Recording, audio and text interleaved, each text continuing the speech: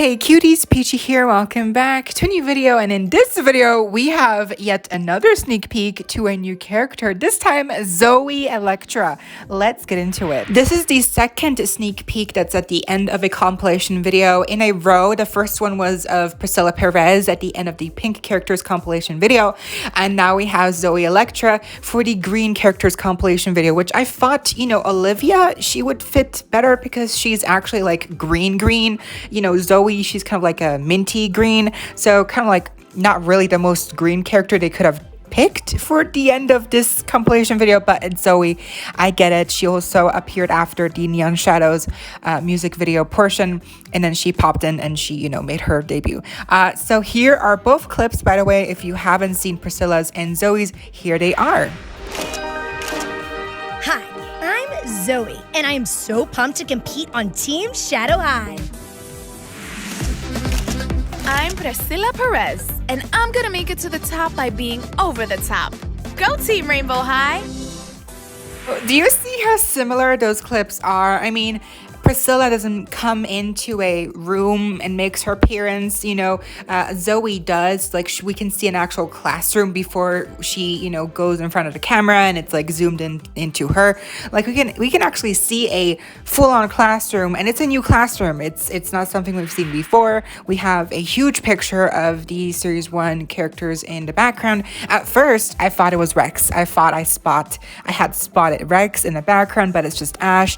But, if they look that alike, then they probably will look very similar in the series as well.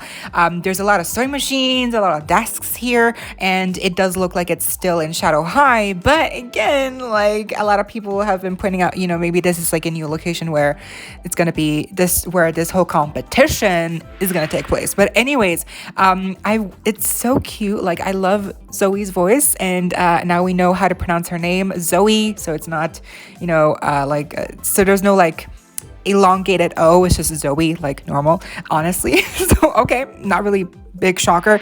And then her little montage, her little jacket, Novi Stars, it looks so cute. Oh my gosh, the details, I can like actually feel her jacket. It's adorable. Her makeup, her buns, and then her voice, it sounds adorable. I wonder who voices her. Also, in the background of when she's getting interviewed, we can see pairs of shoes, and I think that big pair of black boots right there on the second shelf, I think those might be Rex's shoes. I know it wouldn't make sense maybe because Rex would be wearing his shoes, but basically I'm pretty sure that's just the model of the shoes he's going to be wearing, because obviously they like to reuse models of existing shoe molds in the series, so they don't have to digitally create new molds just to sit in the background. Like, for instance, we can see Harley's shoe there as well, and that's obviously, we already know that's her shoe, that's the pair of shoes she wears. So who's to say that could not be Rex's pair of shoes? I mean, they do look very similar in style and size to what they actually look like. The only thing that's not adding up here is the SH in silver on the tip, on the front. That's not there, but maybe they ran out of time. Who's to say that couldn't be his shoes? I just have a feeling. I don't know. But also, when Zoe's speaking to the interviewer, which, by the way, I just love that they're keeping this up. Like, they're gonna keep this going with the interview style footage. It's iconic. It's just so reminiscent of TV shows, reality TV shows specifically, and it's just gonna make it feel much more real and just more authentic, I guess, and just more funny. But so when she's talking to the interviewer, she's actually looking at the person. With Priscilla, she looks directly at the camera, and I think most people in the Pacific Coast pilot, they also looked directly at the camera. None of them ever looked, to the interviewer, and I think that shows maybe that she's just not used to being interviewed, or maybe that she's like new to the school. I don't know. I don't think that it's something very small, but it's specific to her. Again, I think most characters have always looked directly at the camera, again, to not break the immersiveness of like the connection between the viewer and then the actual star, or like the interviewee. interviewee, so like the person who's getting the questions asked to them, or just who's speaking, doing the talking on the TV. I think that's important. Or I don't know, I'm not an actor, I don't know anything about reality TV shows and how you're supposed to act, or when you're supposed to look in the camera and when you're not supposed to look in the camera. But I just feel like there's a hidden little nugget in here that really shows that Zoe maybe is just not used to this, and maybe she's new, and maybe she's getting used to all this processing stuff. But also because she makes a grand entrance at the beginning of the clip, I feel like maybe they're doing this in a series of interview montages where every character is going to come into the classroom, and then they're going to film their little footage asking questions. And of course, Zoe says, "Hi, I'm Zoe, and I'm so excited to be competing in the Team Shadow High." So the whole Team Shadow High, Team Rainbow High thing is still going to be a thing. My theory was that it's going to be like a mixture of Rainbow High and Shadow High characters in groups, being split up into groups that are going to have to compete against each other to maybe win, and maybe they could learn to become friends. Who knows? I think they did already the whole thing with Team Shadow High, Team Rainbow High. Like I would think they want to spice it up, and maybe they will. And maybe this will be like a Project Runway kind of situation. America's Next Top Model, like a competition where it's about designs and like who does the best and who gets dropped out. But then usually, I think it's alone, those competitions, or into groups of two. So again, my theory, Rainbow High with Shadow High characters into groups of two. I feel like that would make sense. Or again, maybe it's just like all the Shadow High Series 2 characters are one group, and then they're going up against the Rainbow High Series 5 characters, and then they have to compete for, like whose designs are the best. But then if both series are one group, Shadow High Series 2 and Rainbow High Series 5, then how would that work with elimination? Like, how would they pick who to eliminate from each group? That's why I'm definitely thinking that maybe they're going to be split up into groups of two, even if it is just amongst their Shadow High characters. I think for sure, like maybe Zoe will get paired up. Oh my gosh, what if the back of the box artwork is not just like aesthetically placed? What if there's an actual meaning behind who is paired up with who? What if Rex and Glitch end up being paired up to work together as a team to win this competition? What if these groups that are paired up in the back of the box, their artwork, are actually going to be the pairs that they're going to use in a series? Wow, that actually makes sense. So that would mean Zoe will get paired up with Dia, Carla with Monique, and then Rex with Glitch. And then for series 5, we have Victoria and Olivia, and then we have Priscilla, Michelle, and Aiden and Kim. So if my theory is correct, which I feel like that would make sense, like that would be really genius. Then those would be the pairs of two that would have to compete against each other in this competition of whatever it is.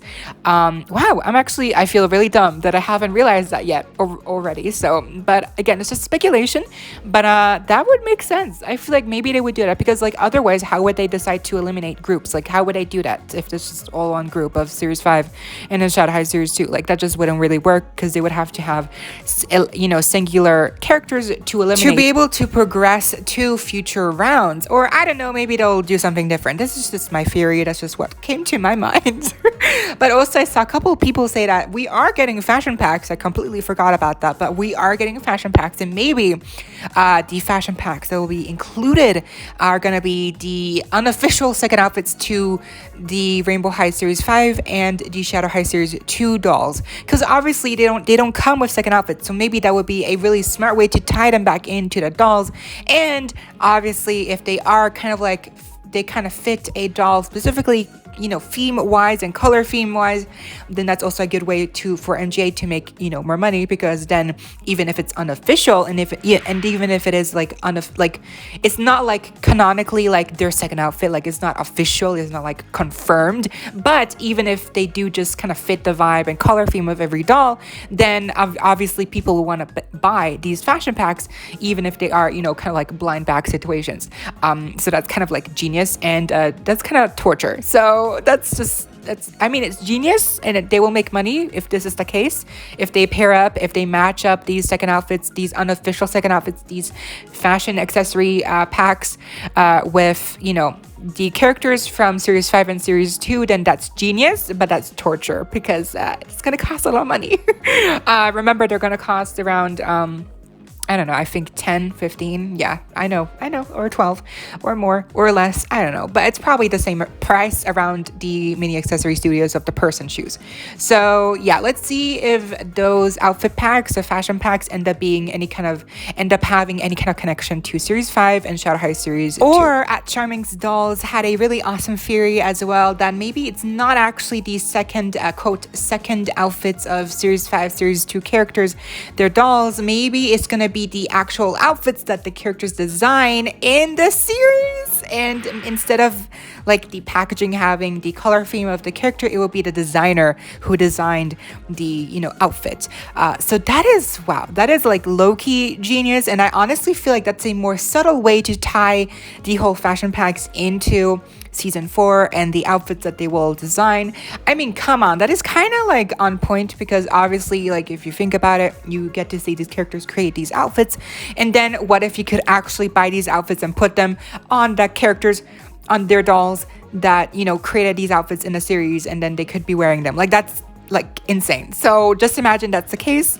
Wow, that's like a really good idea. So maybe they'll do that, or maybe they'll just do the other option where it's like the unofficial second outfits of Rainbow High Series 5 and Shadow High Series 2. I definitely think the fashion packs will tie into season 4 some way, shape, or form, if it is the color theming matching up with characters, or the designs coming to life in real life so you can put them on the respective dolls.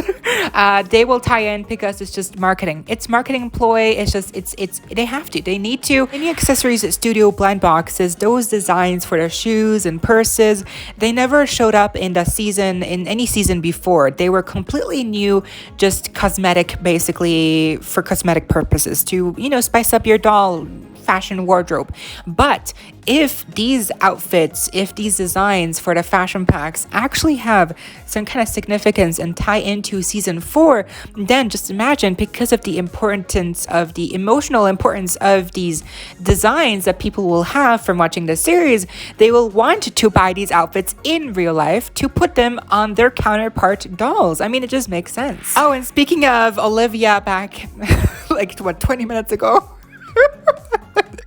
Oh girl, I talk so much. But remember I said Olivia should have gotten that little sneak peek in the green compilation video? Well, I mean, she did make an appearance on the official Instagram Rainbow High / Shadow High Instagram account, because they posted a picture with Glitch, Kim, and Olivia as well, saying something about, there's nothing better than your friends hyping you up and helping you with your makeup and hair. So, generic, Rainbow High caption, but really cute, because we get to see Olivia, Kim with Glitch. So again, this also kind of just hints for me that these friendly interactions that we've been seeing with the commercial ad, with these TikToks, with these posts on Instagram, like all these interactions, these friendlier interactions that the series 2 characters of Shadow High and series 5 Rainbow High characters have, I think it's a definitely hint that these characters will maybe not be enemies. They will have to come to terms and maybe become even friends.